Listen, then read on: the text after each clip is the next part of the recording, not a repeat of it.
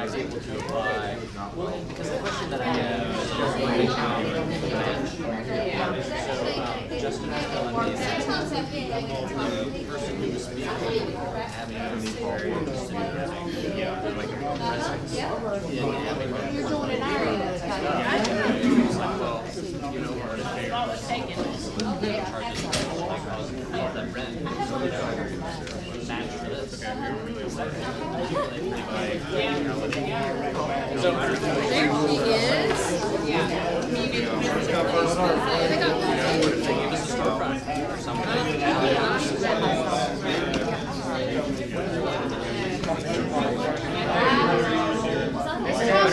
Are you all saving that seat for everybody? Got extra seats. Okay, let's get started at 6 o'clock, and we're sticking for time. There's two pieces of business that we need to identify. Is there someone here on behalf of Donna Akers? Yes, Nellie's here. Nellie, okay. So, and have you signed in?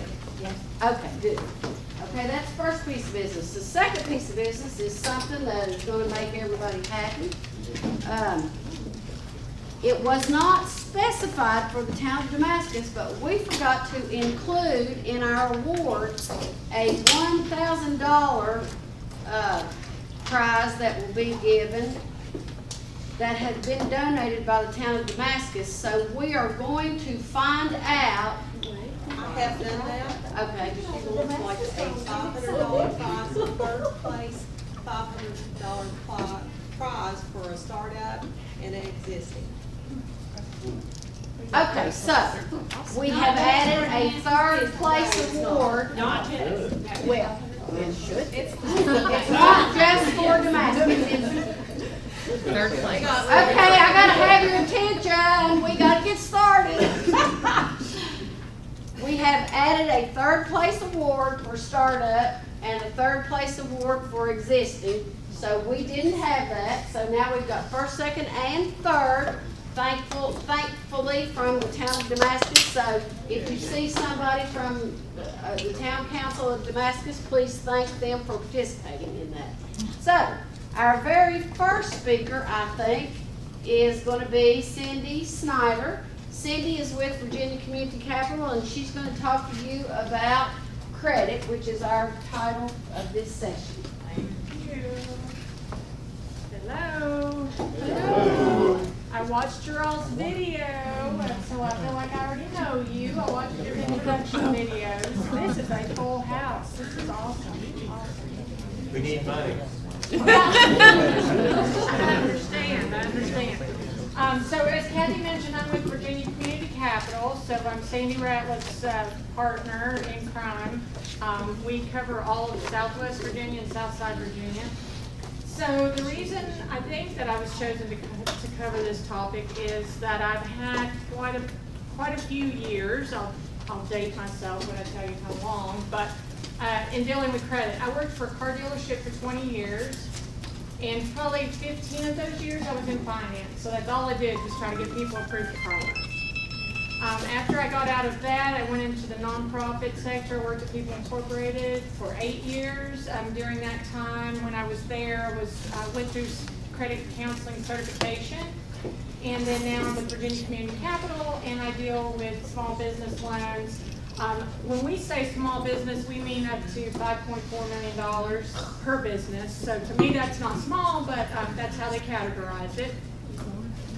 And so when a lender is looking at an application, there's three primary things that we're going to look at. We're going to look at credit, your credit. Even though you're asking for a loan for your business, we're going to want a personal guarantor. So that means we're going to look at your credit as well. We want to know what collateral you have, and we want to know what the cash flow is for the business. In other words, can you afford to pay us back? So those are the three things that we look at. So tonight I'm going to talk about credit, and then Gary's going to touch on some other aspects of running a business and give you some tips. So let's jump right into it. So here are the things we're going to talk about. I want you to ask questions, though. I hate standing up here just listening to myself talk. So please ask questions and stop me in the middle anywhere. It's okay. So I want to talk about why do we even have credit reporting? We're going to touch on that a little bit. Valid uses of credit report, sources of information. We're actually going to look at a credit application, and I'm going to let you put your banker hat on, and you're going to tell me if you would lend this person money. So did everybody pick up a packet when you came in? Tanya will pass out. Raise your hand if you didn't get the packet that'll go in your binder. Because there's a sample credit application or credit report on the back we're going to look at. And then I'm going to talk to you about how you can get a free credit report, how when you look at your credit report, if you find something that's incorrect on there, how you can dispute items. I think we have one more.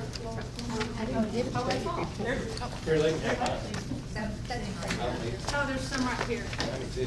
Great, thank you. I don't see that. I have some extra too. Oh, and we've got extra, good. There you go. You're welcome. All right, so what is a credit report? I compare this to what your grade was in school. Okay, it's an accumulation of what you've done over the course of time, and it's based on how well you've paid loans that you borrowed. It's not real complicated, but we will talk about the formula that they use when they calculate your score.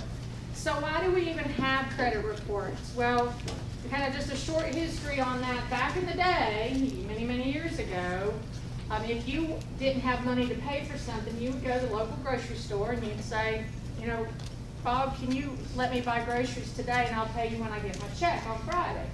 And the grocer would keep just a little ledger and he would keep track of that you owed him money, and then at Friday you'd come and pay, and that's kind of how credit worked. Well, after World War II, people started moving, and so now if I have credit with Tanya here in Abingdon and I moved to California, I left my credit behind. So now credit follows you, and that can be a good thing or a bad thing depending on the situation, but it's going to go with you wherever you go.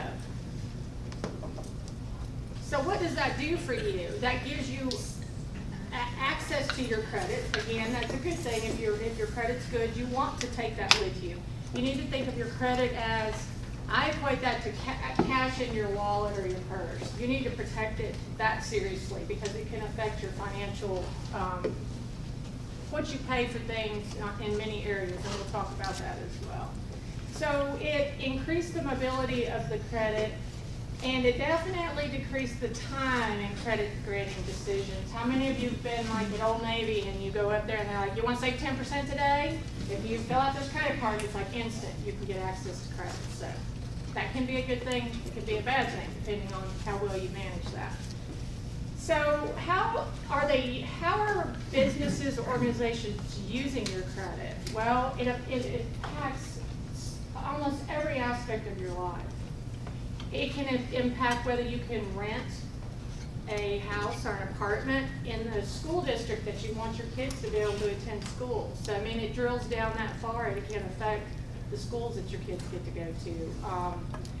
It can affect whether you get approved for that home, whether you get that job. Some jobs are even checking that. Auto insurance, you'll pay a higher premium for your auto insurance if you don't have a good credit score.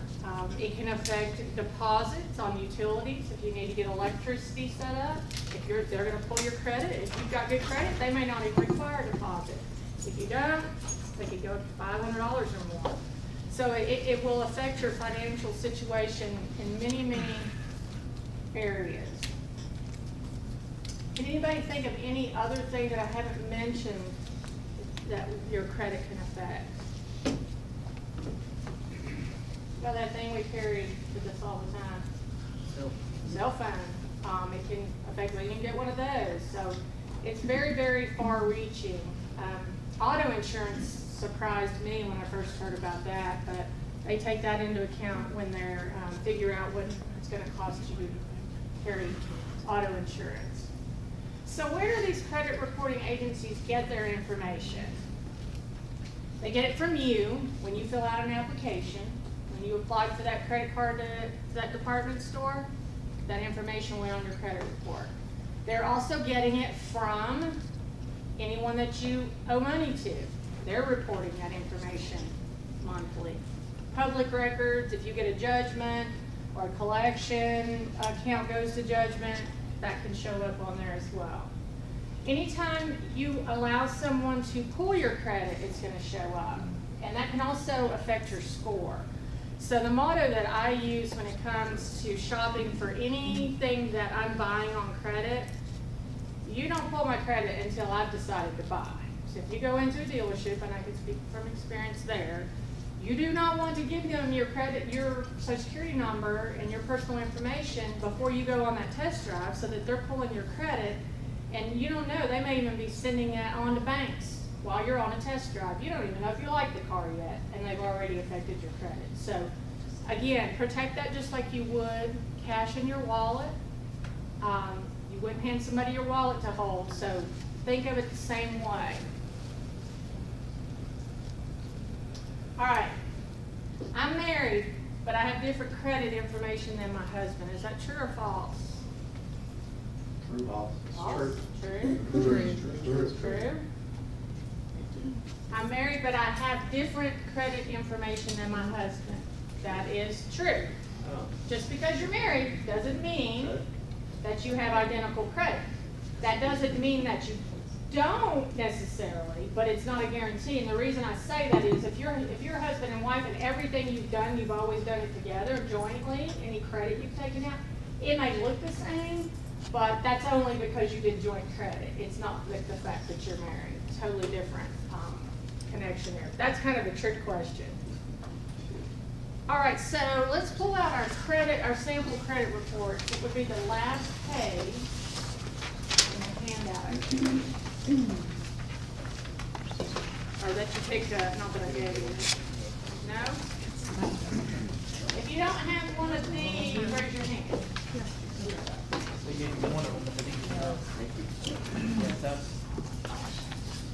Do we have any extra of the one sheet? Yeah. She didn't get this package, she got the Bristol packet. Okay, so if you have an extra pack, we got it. Nope, they got it now. They got it? False alarm, we got it. Okay, so, all right, we're gonna look at this credit report and go down the different sections. And this one sample does not mirror what is in your hand. So let's go by what is in your hand. I've just broken down the sections up here. So the first section of a credit report is gonna have your personal identification information. That's gonna have your names. It's gonna have any name that you've ever applied for credit. So in my case, I go by Cindy, but my legal name's Cynthia. My maiden name is Green. My married name is Snider. So I'm gonna see all those different combinations on there. And you will as well if you've ever applied for credit in any other name. Current address, previous address. One of the things that I would alert you to, if you pull your credit, if you see an address on there that you have never lived at, that shows up in that top section, that needs to be a red flag to you. Somebody may have tried to apply for credit in your name at a different address. So just put that in the back of your mind as something to look for. Latest reported employment, that's self-reported. So that's whatever you put when you applied for that last credit card.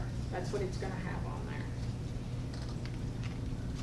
Alerts and validations. You can put an alert on your credit report if somebody stole your wallet and you're afraid that they had access to your credit cards and you're not sure how many you had in there and you think you canceled them all but you're not 100% sure, you can put a fraud alert on your credit report. And request that anybody that's pulling your credit contacts you directly before issuing that credit. And you also have the opportunity to put a consumer statement, and that's what this is right here. This person says that they were injured on the job and they couldn't make their car payments in 2007. Also remember, your alert, if you put one on there, only stays on there for 90 days. Your consumer statement's gonna stay on there till you remove it. So if you put something on there and 10 years later it's still showing up, that could cause you issues. So you don't want to set it and forget it. All right, so now this is how your accounts look on your credit report. We have example here, an electronics store, and let's go across the line there. Column 2 would be your account number. Column 3 is whose account, and it's got a J. Can anybody tell me what that would stand for? Joint. and it says the date you opened it and how many months you've had it open, your date of last activity, the high credit, and then how much your payments were. And we have two different statuses. We have an R and an I. Can anyone guess what an R stands for? Revolving. Revolving. That means that your payment is going to, it could potentially be different each month depending on what your balance is. Credit cards, obviously, would be revolving. All right, bank name. So let's pretend like that's Highlands Union Bank there. We've got your account number and we've got an A on there. Anybody guess what A would stand for? Authorized user. Example, when my daughter, she kills me when I would tell this story, but when she went off to college, I gave her a credit card for emergencies. She was an authorized user. That meant she could use it and I would pay the bill. Well, I found out real quick, her idea of an emergency and my idea of an emergency are not the same. So I had to She's pay. watching. Yeah, I know. She'll probably get me for that. She will agree that we have different definitions of emergency. So, in other words, be very careful who you give a credit card to as an authorized user. They have no responsibility to pay that debt, and they can use it for whatever they want. An example of when you might do that as a business owner, let's say that you have someone that works for you that has to go to purchase supplies for you. You may make them an authorized user on that account, but again, be very conscious of the fact you've given them basically a blank check there. They won't have any responsibility to pay that back. All right, so on that bank name, we're pretending like that's Highlands Union. The high credit was $8,000. And it says that it's an I-1. We talked about revolving, so can anyone tell me what the I may stand for?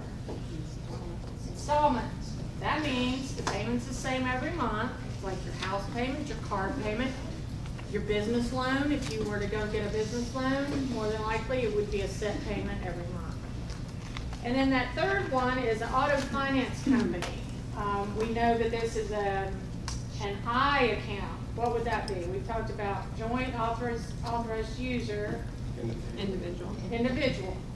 Tells us the date it's open, how many months it's been reviewed. High credit was $7,500. The monthly payment's $200, and it shows that we're past due, doesn't it? 2 payments. Actually, that status right there should be an I-2. It's showing an I-5. Normally, what you're going to see there is you want yours to be a 1. And normally, that status is reflective of how many months you're past due. All right, so we're almost finished. Public record. This is where you're going to see bankruptcies, judgments, medical collections, things like that are going to be reported there. And it looks like this person had a tax lien. It appears to be a tax lien because it says Fulton City. And it's telling us that it was released, but the amount was $42,000. That's a pretty large lien. Also have a bankruptcy. There's 2 types of bankruptcy. Well, there's 1 or 2, but 2 primarily as an individual that you'll think of, and that's a Chapter 7 or Chapter 13. For individuals, businesses, there's other variations that you would have, but a Chapter 7 is where the judge says, okay, we're discharging, you're not going to have to pay anything. You're done, you walk away. Chapter 13 is where you make that monthly payment. The judge says, okay, this is what you owe, this is what you have coming in. We're going to put you on a payment plan. 3 to 5 years, you're going to pay this debt back. I want to think that, I can't remember exactly what year it was now, that the law changed where people were abusing the Chapter 7, so now it's not as easy to get all your debt discharged. The judge is going to look at your debt and he's going to figure out whether you can make payments on it, and he's going to try to put you in a payment plan. But that's where that would show up. And then collections, medical collections are very common. As you all know, if you have any kind of procedure done, you get a bill from this lab, you get a bill from this doctor, you get bills from all over. Half the time I don't even know I don't even remember even seeing the organizations that I've got medical bills from. So those are hard to keep up with, but you want to keep up with them because they will affect your credit if you don't. And I have found that most of them will allow you to make a $10 a month payment. They just want to see some kind of effort. So do that as opposed to letting it show up on your credit report. And then the last thing there is where inquiries. Again, you go to that dealership and you let them pull your credit, more than likely they're going to send that to 10 different banks. So you're going to have 10 different inquiries on your credit report. You don't want to allow that to happen because that can hurt your score. So we're going to do a little activity here, and we're going to see what you all think about whether you would loan this person money based on this credit information. So we'll start right here. He wants to borrow $500. What do you guys think?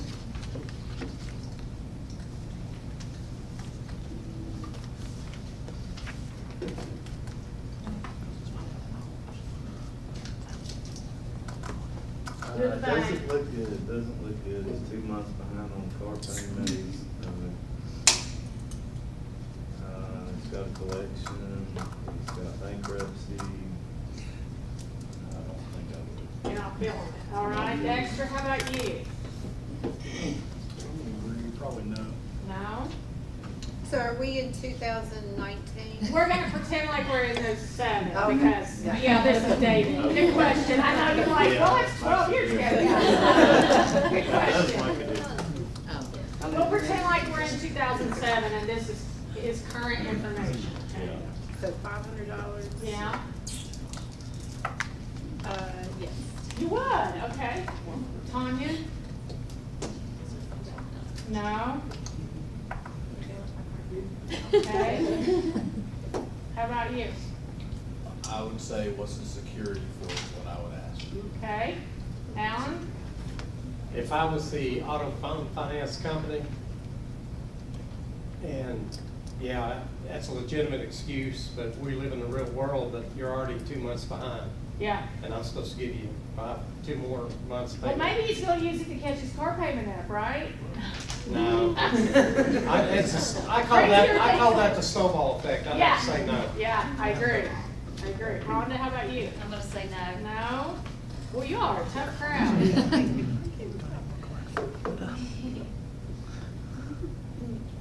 Well, I go on judge of character, you know, I look at the person, Okay. Everybody's different. But I read people pretty well. Everybody deserves a second chance for a first Okay. chance, so I would say, All right. Dan? I'd say probably not, but I don't see income information, that's somewhere Okay. else. But I'd want to see that. All right. Probably not. No? I would say definitely not. Wow, you guys are tough. Stephanie? I'm with Dan, I think with just what we know, no. Okay. No? Wow. No.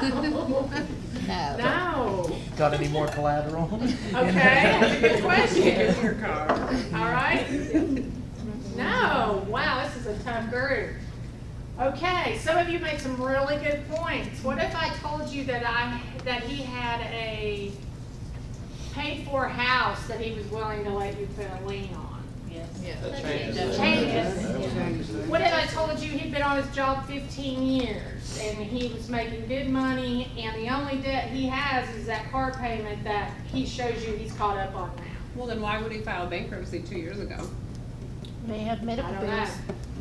And He companies could have have been- he could have had medical issues.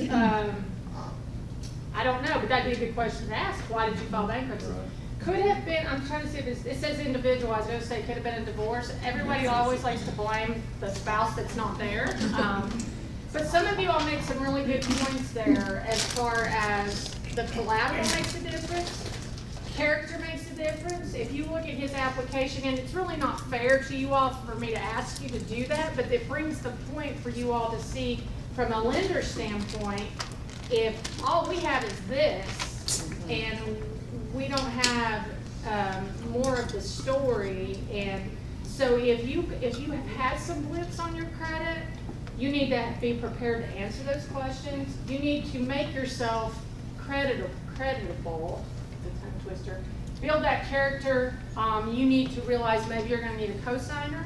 Maybe you need to work on your credit before you go to the bank and ask for that business loan. I just recently had a request from a borrower that is over his limit on like 2 credit cards. That is killing his credit score. He's like in the 500s because of that. But if he would just do some simple things like get that balance down below the limit, he's gonna see a jump in his credit score. So, you don't want to be sitting across from a loan officer and them asking you questions. Well, what about this judgment that's on here? And you're like, oh my gosh, I have no idea. You want to be prepared, right? So we're going to talk about that as well. So one thing that you can do to protect your credit, how many of y'all get that junk mail? That's credit card offers. 0% if you open a credit card with us. If you want to stop those from coming, you can call this number, or you can go to optoutpressscreen.com, and you can request to be removed from those. And then if any time you want to reverse that, you can do that as well, to where you could start getting those offers again. But I think that this is another way to protect your credit, because somebody could go to your mailbox and pull out those offers, fill it out, and there's a chance they could get a credit card in their name. So just one other way to protect yourself. All right, my credit report contains information about my recent divorce. True or false?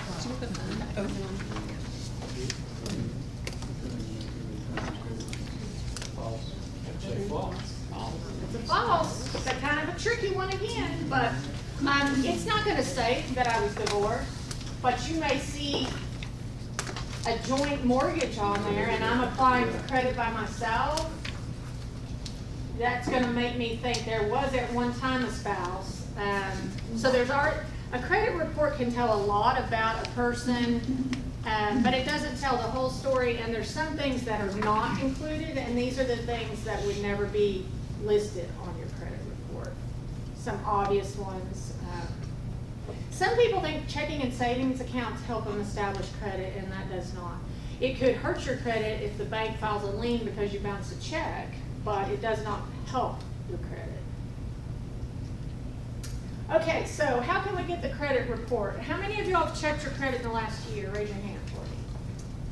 Good job, good job. Okay, for those of you that have not, there's many more ways now than just this site, but this is the site that I've always told people they can go to. It's annualcreditreport.com. It is not my free credit report. It's not the one where the guy's singing in the commercial saying free credit report. This will not give you a score. You can pay extra for a score, but if you just want to access your credit report, you can do it on here, and you can pull all 3. I would not recommend pulling all 3 at one time. I just pull one, see if there's anything on there that I need to be concerned about, and then you could wait 4 months or so and check the other one. So you've got Experian, TransUnion, and Equifax that are available on this website. And another thing that you can do on this website is if you see something on there that you have no idea what it is, there is an option to hit dispute, and then you can dispute what is on there, and it'll give you some options to choose from. That then becomes the responsibility of that lender to prove you owe that money, okay?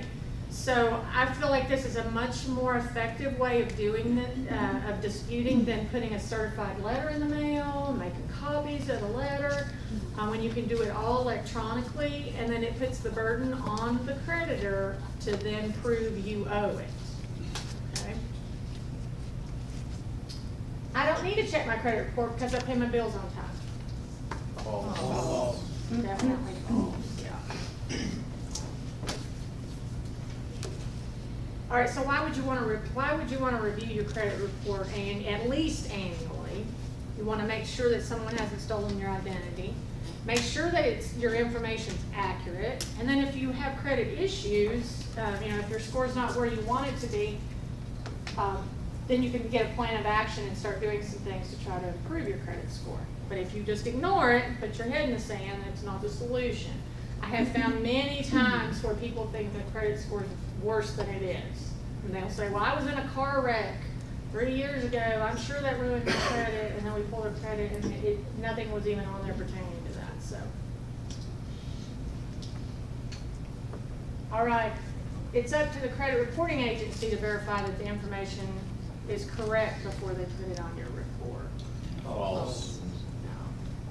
Why do we balance our checkbooks, right? I mean, the bank should do it right, but you want to check it and make sure that what's on there is correct. Okay, so I talked about you can use the that website. That's how I would encourage you to dispute an item, because you don't have to mail anything certified.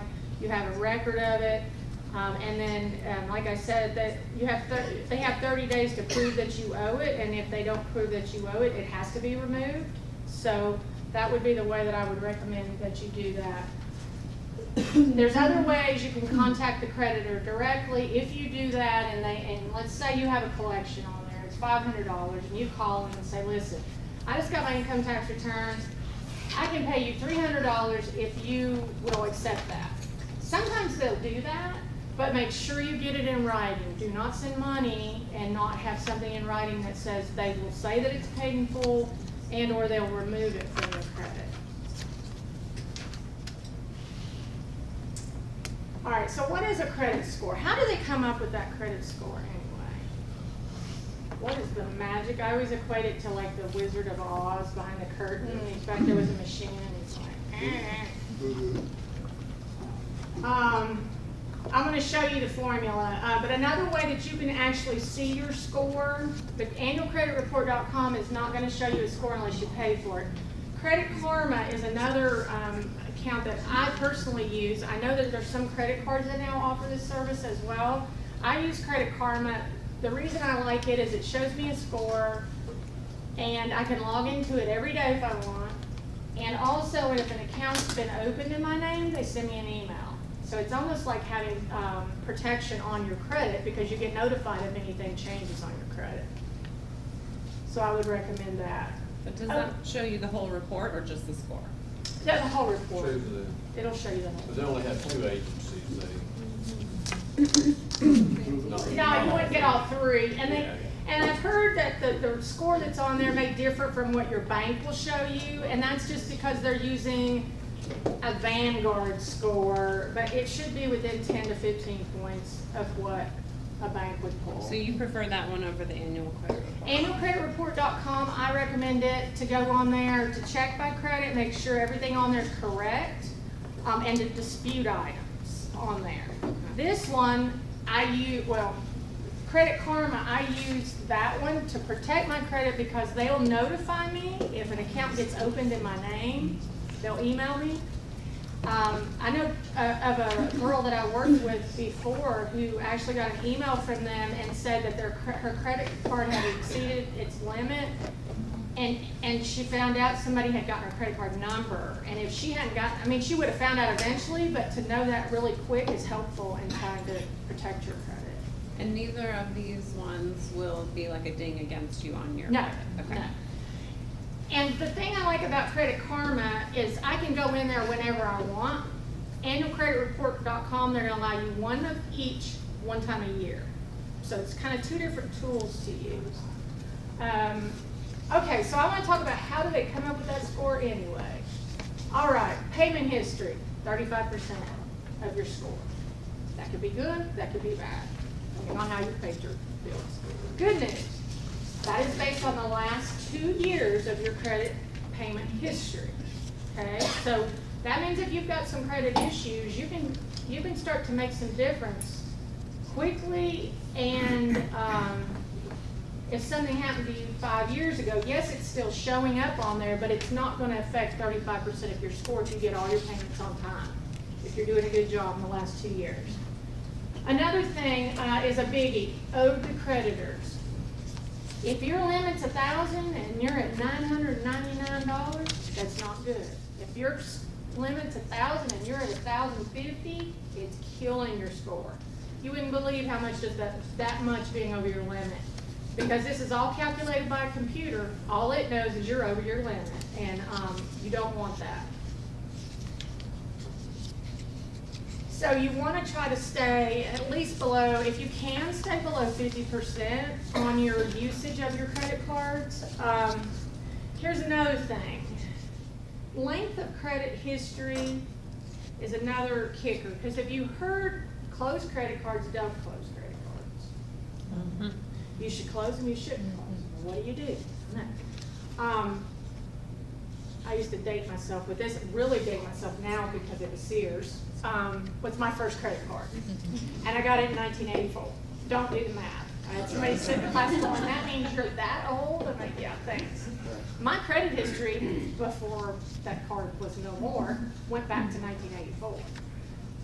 Installment debt doesn't do that for you. If you buy a house or a car, once you pay it off, that's closed.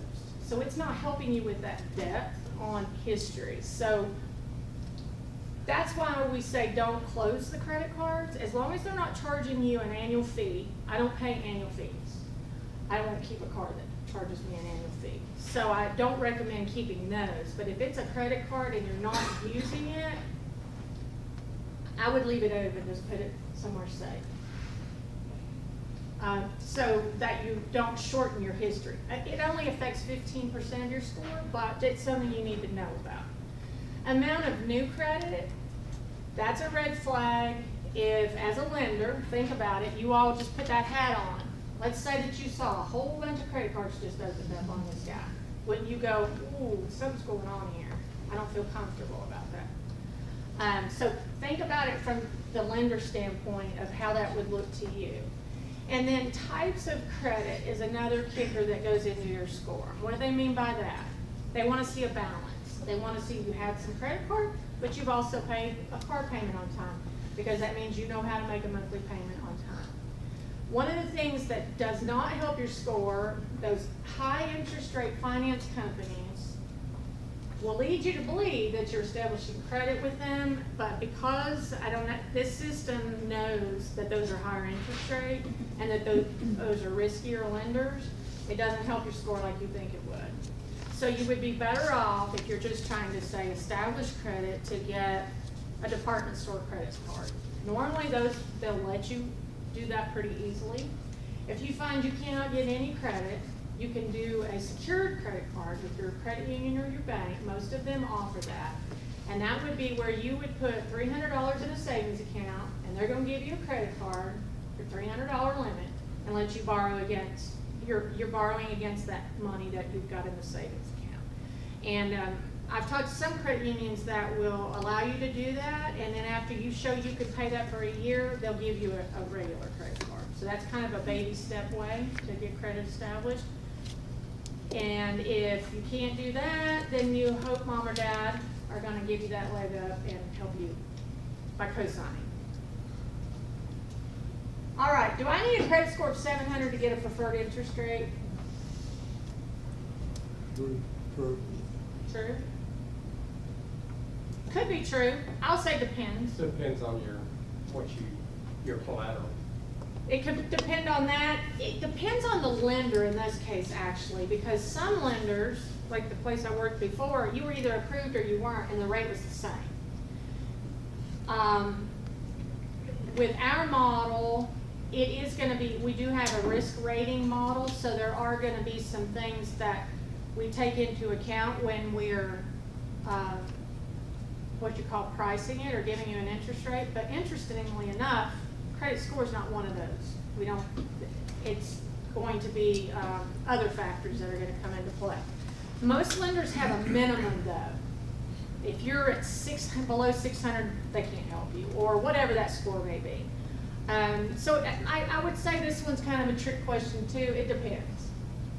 It could be true depending on the lender. This is a kind of a busy slide, but how can you improve your credit score? First and foremost, check it and see what you're dealing with so that you know where you need to go, and then you can start a plan. Be sure to pay, make sure everything's accurate. If there's anything on there that's wrong, dispute it. Pay your bills on time. Keep those balances low. Consider limiting the number of credit cards you use. Do you really need to have 10 credit card balances? No, probably not. You would be better off to get them all on one low one and start paying them off. I'm not a proponent of credit card debt, but credit cards do have a benefit in helping you establish credit. They have a benefit in helping you manage small monthly expenses for your business. So you could use it for business expenses, then you have that information for your taxes, but you've got to pay it off every month. It's not the way you want to finance your business, for sure. Reduce inquiries. You're not going to let people pull your credit unless you're ready to buy. And avoid companies who claim they can improve your score if you only give them $700 or whatever. Okay, there's no magic wand to this. There's no secret to it. And I have, unfortunately, I've met people that have paid hundreds of dollars to have a company fix their credit, and there's no such thing. Oh, these are questions, and that one gives you the answer. So, how long does a consumer owe borrowed money? Until they pay it, settle it, or bankrupt it. That's different than how long does it show on your credit report. So how long can the derogatory information be reported by the credit bureau? 7 years. 7 years, you guys are good. 7 years and 180 days. I don't know why they get an extra 180 days. How long can the creditor pursue the consumer in the court system to force payment? I've got a Tennessee and a Virginia answer here. Any guesses? 2 years. 2? Try 20 in Virginia or 10 in Tennessee. That's a lobby. I hope they don't go after politicians, they done forgot it by then. Well, true. That doesn't mean they will, but they can. So in summary, good credit's a valuable financial asset. Review your report, keep your credit card balances low, pay your bills on time, and protect your credit. Please. Questions? Yes. Well, it's fresh on my mind. You were just talking about company credit cards. And that, for me, that was, I thought, okay, we do have one. I opened it up when we first started. And it, of course, I haven't paid it off because I used it, but it's not much, but I used it for startup expenses. Okay. Would it do me better? Of course, every month we're open. I'm like in 2 or 3 more months, it should be gone. Would it be smarter to, if the bank would give me a small loan to pay off my credit card and know the bank, or leave it? I owe way less than 50% of my limit. What would you advise? It would depend on the rate you're paying and on the rate you would get on the loan. If you're that close to paying it off, Probably, if you weren't realistically, let's say 6 months. Okay. It sounds like you may be using that for working capital, and there's a better structure for you through a bank to have a working capital line of credit, is what they call it. So you're able to take it out when you need it and pay it back whenever you get that money. Maybe you're waiting on, I don't know that it would apply to your business, but a business that sells a product and gives their customers 30 to 45 days to pay them. Or if you're dealing with the government, or if you're dealing with Medicaid payments, insurance payments, those things can take a while. You'd be better off to have a line of credit with your bank. That the requirement with those is they have to be paid down to $0 at least one time a year. So that's how it differs. That's what makes it a line of credit as opposed to a term loan. Okay. So I would check into it. It depends. When you said that, it kind of, oh shoot, maybe I need to do something differently. Yeah, you don't want to typically use credit cards for that. You would want to use a credit card for monthly expenses that you're paying off every month, because that's an expensive way to finance your business. Yeah. Good question. Yes. So you said something about the people that can fix your credit. I talked to someone that did that or whatever, and they were looking at what I had and said that a few things that were on my credit that the original creditors did not record properly. So every time that my credit runs or reports or whatever, it's showing that it's new debt. And I've had it for 10 years or more. So is there a way, because what he was saying is that, of course, if I paid him, you know, that he could go in and dispute those because they weren't recorded properly, but he'd be able to take like over half of what I have there. Most of mine is over 7 or 8 years old. That most of them weren't recorded properly, so he could get rid of most of it. So I mean, you can go on there and dispute them on that annual credit. Oh, so I can do it myself? Yeah, you can do it yourself on there. And if it got into an issue where you needed some additional help, there are organizations that can help. Actually, the presentation that I have here is from an organization called Money Management, and you shared a jump drive, didn't you all share a jump drive? Yes. Okay, there is a book in there about credit that goes over some of the things that I did, and their contact information's on there. You could reach out to them. They do charge a fee, but it's a very small, like $35 or something. But you can go on there yourself and dispute it. I would not pay somebody. Yeah, I didn't plan to because it was like outrageous anyway. Like Yeah. I probably could have paid off a couple of them. They too. normally Yeah. are. Yeah. And so, but I didn't know, like, the way he was talking is that, oh, I have to do, like, I'm certified, I'm special, like, I have to do this for you, so I didn't know if that was a Yeah, thing or not. yeah. No, you can go on that annualcreditreport.com and do it yourself. Yes. There's a debate about whether you're better off every month, assuming you can, to pay your credit card balances down to zero or carry a balance. I know the 30% number is key, but is it better to have it, leave a small balance or pay it to zero if you can do that month to month? No, I don't think that there's any time that carrying, not in my personal opinion, that any time carrying a credit card balance past that 30-day period is a good idea. You're still getting the benefit of that account being open, even though it's a zero balance. And that's why credit cards do something different than a car loan or a home loan do. They're just another tool to manage for your credit, but I never recommend carrying a balance on a credit card. It's not, there's no benefit that I'm aware of that would help you. Any other questions? I'm gonna turn it over to Gary. My contact information's there. Feel free if you think of something after, reach out to me. I'll be glad to help you in any way that I can. Oh, I don't know what happens to you now. Here comes IT support. Here she comes. Thank you.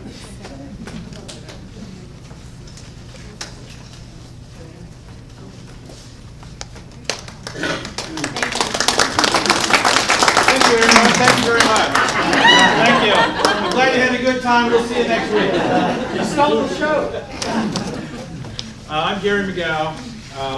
I've been doing business counseling, helping entrepreneurs and small businesses at the Bristol Chamber of Commerce for almost 20 years. Also do a lot of nonprofit stuff. Do the same kind of counseling with the nonprofits, a little different stuff, but it's business counseling. Been doing that. My background is, started my career in aerospace, spent a little time doing that. Then I got into offshore oil exploration. I was involved with building offshore oil rigs and offshore drill ships. Then I went back into aerospace, and that's when I found out I made a mistake, and I started my own business. So I've been here in the area for almost 20 years. So we're going to talk about what it takes to run a business. How much time do I have to do this? About 40, 45 minutes. Okay, good. We're about to embark on an information overload. I'm not sure anybody can tell you how to run a business in 30 minutes. So I do business counseling for people who call and say I need some help. There's no charge for that. I work out of the Bristol Chamber of Commerce, and so at any point on any subject, if you need some additional help. The other thing that Cindy did not say, oh, she's already gone. If the other thing that's, oh no, she the other thing that Cindy didn't say was the poor guy with the $500 thing. You know, he had the problem, and everybody said, I don't think so. But if you plop down a business plan that says I'm going to make 50 grand a month, she's going to change her mind. Okay?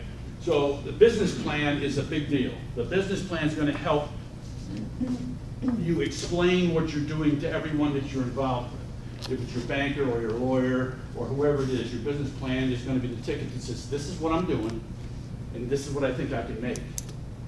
So it changes the whole dynamic, okay? Now, I can tell you worse, I've been doing this for 20 years. I've done hundreds of counselings with small businesses and entrepreneurs, and I can tell you war stories all day long. about things that they skipped or things that they didn't do enough research on. All right, so we're going to talk about those. We're going to talk about business planning. When you're doing this kind of stuff, the reason you're in here, it's about planning, then it's about planning, and then it's about planning, okay? So we're going to talk about that a little bit. Talk about administration, accounting, human resources, all that stuff.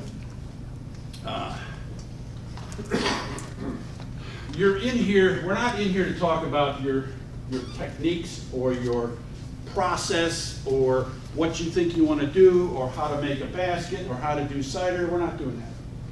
What we're here to talk about is how do you manage all that? You know, if somebody comes into me and says, I want to start a lawn service business, I don't tell them how to cut grass. They know that.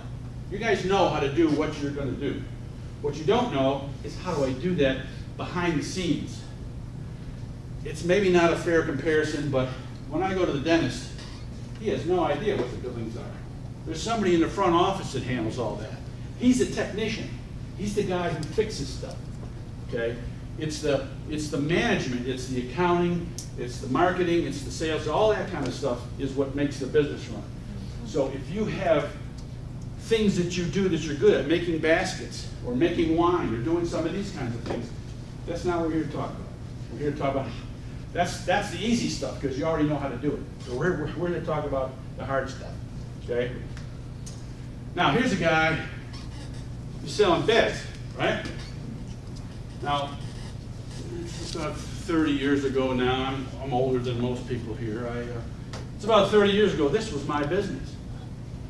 I was in aerospace and I was as unhappy as hell. I said, you know, I'm in San Diego. Houses are expensive. Lots are small. I can add another room on a guy's house. All I gotta do is get the damn bed out of the way and he can use the room for whatever he wants. So I'm going into the mattress and the frame business. And I'm a distributor now. I'm connecting with a first-class Cadillac organization. It's got the best mechanisms in the world, the safest. He does the cabinets. He gives me the mattress. I do the frame. All I got to do is put it in. It couldn't be easier. Here's another. These are some of the other configurations. Couldn't be easier. The problem is, when I got into the business, I'm thinking I'm doing beds. When I got into the business, I realized that the cabinets that I could buy from these folks were far more expensive than I could make myself. Far more. And mine would be much better quality. So as it turns out, here and here, $1,500 of my sale was bed, $5,000 of my sale was cabinets. I was in the cabinet business, I didn't even know it. Okay? So we got to understand what it is we're doing here. So what I had, was it a problem? It was only a problem for a couple of months until I got out the hardware catalogs and I said, what handles are what sizes are handles, what kind of hinges do I need, what sample stains do I need, what kind of finish do I put on there? So it changed my whole dynamic. So make sure you're selling the right product, okay? Because I didn't. All right. Small business administration, people spending 6 months or less have an 80% chance of failure. It's not always true, but that's their statistic. Those who took a year or more have an 80% success rate. Planning, research, studying, figuring this stuff out, okay? All right, what are the rewards? You're here because you think this is gonna be a better deal. And hopefully it will be. You know, when I came to Bristol, I was trying to find a job and I thought, you know, I looked and looked and looked and I told my wife, I said, I'm gonna go on one more interview. If that doesn't happen, I'm gonna start my own business again. And she and I looked at one another and said, oh, we hope we don't have to do that. Now, in my business, I told you, I started out on the wrong foot. There's a lot of details involved. I was awake all the time. If I'd sleep from 10 o'clock until 3, and then at 3:30, I'm sitting in my store, my retail store, and the police are knocking on the window going, what are you doing in there, buddy? All right, so you get your financial security, hopefully. You get your independence, hopefully. In my case, it wasn't independence, I just put a different anchor on my neck because it was a struggle. I had a great business, I was busy as hell, but it was a lot of work. It was very satisfying. Would I do it again? Not at my age, but it was sure fun doing it when I did, and I learned so much. And I'm so proud of myself that I did it for 10 years. And what I'm proud of is I took $20,000 of my own money. I produced $50,000 a year for 10 years, at least. And I got $200,000 when I sold the business. So was that a pretty good investment of 20,000 bucks? Yeah, it was really good. Not everybody ends up that way, but I did. One of the things we won't talk about here is when I got the $200,000, I carried the paper on the business myself. And I had a substantial down payment. And after we made the transaction, the IRS came in and said, "Thank you very much for all the work you've done." And I was a mad guy for a long time. I still am about that. I felt, I won't go into it. So what are we doing? Only 10% of the businesses are really, really successful. You don't turn into General Motors. You just don't, okay? 40% operate marginally. I didn't create a business, actually. I created a job. And it turned out that it worked out for me, but I created my own job because I was unhappy doing what I was doing. I was working at General Dynamics in San Diego. I had a great job. It just wasn't for me. 50% failed, and 25% failed during the first year. And I know I watched the video where everybody introduced themselves, and I know there's some partnerships in here. Partnership agreements are a must, period. We'll talk about it later a little bit, but they're a must. And if you don't have one, you have to have one. All right. Why do businesses fail? The owner or the manager doesn't have enough experience doing what he was doing. And I can tell you, I made a lot of mistakes when I realized I was supposed to be in the cabinet business, and it turned out to be a 30-inch cabinet instead of a 29-inch cabinet, and one going in a room. And the reason we're here now is they don't have the management experience. Okay, you just haven't been exposed to it. You just don't know any of that stuff. Managers' inability to make decisions and solve problems. You have to have, when you own your own business, you have to get out of bed in the morning and say, "Give me the worst one right now. Give me the worst problem right now, because then my days don't get better." You have to have that attitude. You've got to run right at the problems and solve them. And if you don't, you're going to just kick the can down the road, and it's not going to get done, and it's going to haunt you. So you got to run right at the problems.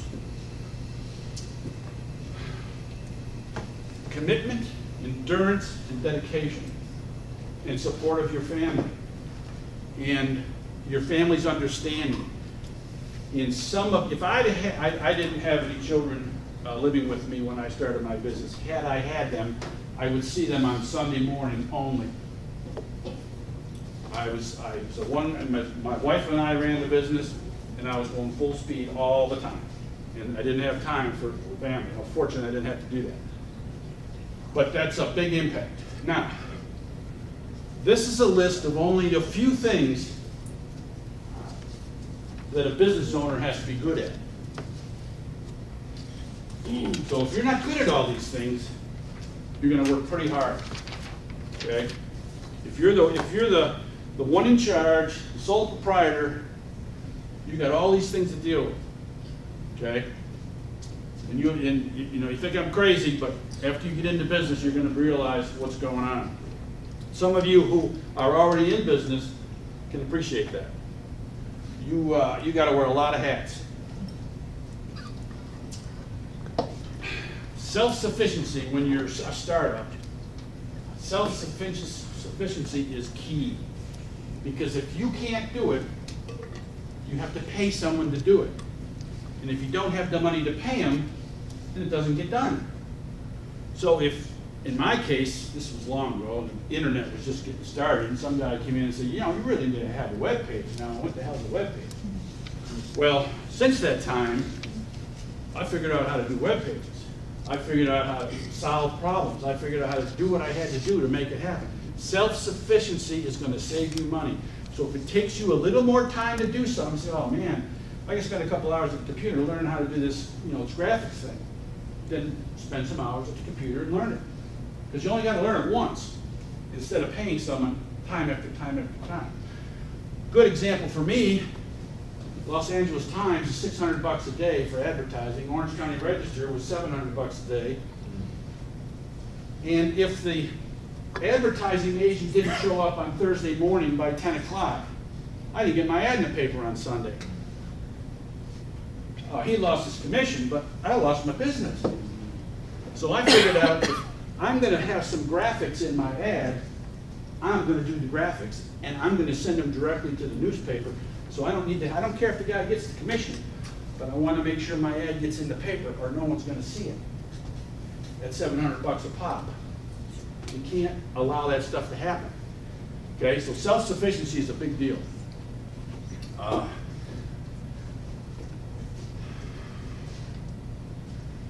We won't talk much about a business plan, although if any of you want to talk about a business plan, I'll be happy to help. Okay, there's a lot to it. A lot of the explanation that Cindy was talking about can be answered by a business plan. What are you doing? Why are you doing it?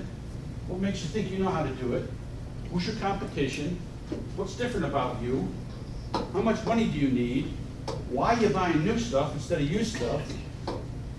Why are you buying it from Europe instead of here? Okay? That explains all that stuff. So you're doing the analysis, and so when you drop a folder in front of Cindy, she looks it over and says, okay, I'll give you $500. Okay? And we'll talk a little bit about the spreadsheet. You got to prove to them that you're going to have some cash flow, that you're going to make the money so you can pay it back. What are your goals and objectives? So if you have a business plan and you say, these are the things I'm going to do, now the plan is going to be, well, how am I going to do those things? Who's going to do them? What's my time frame? How's that going to work? What resources are needed? We'll talk about a needs assessment. If you've never heard of a strength, weaknesses, opportunity, and threats, SWOT analysis, you should do that on yourself. What am I good at? What am I bad at? If I'm bad at it, what do I have to do to make it good? Maybe it's I don't know how to do a web page, or I don't know how to do graphics, or I don't know how to do that stuff. I don't know how to film stuff. This is an opportunity for you to highlight those things, and even if you don't correct them, you know they're your weaknesses. And threats. What's my competition doing? They got a new product. Do I need to come up with something to match that? What's going on with them? How to address the markets. How do you address the strengths and weaknesses, the competition? Budget time.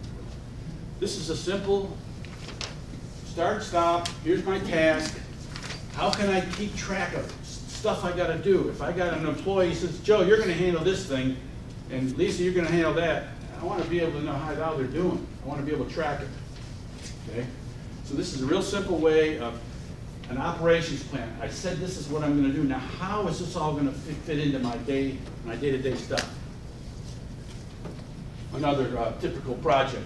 If you got if most of you are startups, but some people that are already in business say, you know, I think I'm going to take on a new product. Well, how do I roll that new product into what I'm already doing without interfering with the labor force or any of that? The one thing that I'm going to tell you to do, it's as simple as hell, but I didn't do it. From the minute I started my business, the phone started ringing, the problem started, I had to solve the problems, I had workers that couldn't do this, and I had advertisers that couldn't do that. Every once in a while, you got to step back across the street and say, what is that company doing? Do they have the right stuff? Do they have the right vehicles? In my own case, I was bootstrapping this thing. I mean, I had 20 grand, but I was bootstrapping. I was trying to save every penny I can. Now, I don't know how many of you guys are handymen, but can you imagine putting crown molding around a cabinet with a nail and a hammer? I was too cheap to buy a compressor and a nail gun. Until after about the second time I did it, and the guy said, I said, where the hell you guys been? And they said, well, we had to put the crown on. It was like 3 hours later. I said, what? And they said, well, we got to drill a hole and we got to hit it with the hammer. Next day, I went out and bought the stuff. I thought I could have saved 3 hours every day doing that by just spending $150. So, do I have the right truck? What should I be doing differently? Am I advertising in the right place? Who am I advertising to? You got to look at the forest sometimes instead of the day-to-day problem.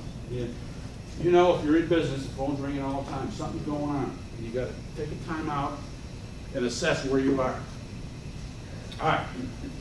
We're going to talk about some management, some contracts, and computers, and all that stuff. We're going to whip through some of this stuff. Business owners, time management. Even if you're an entrepreneur, even if you're just writing your business plan now, you know time's an issue. So you got to make sure you're managing your time correctly. Get the things done that are most important. Prioritize everything you do every day.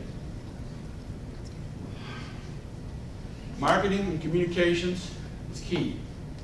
If people don't come into your store, you're not going to sell anything. Pricing, to me, whoops, I didn't want to do that. To me, pricing was a big deal.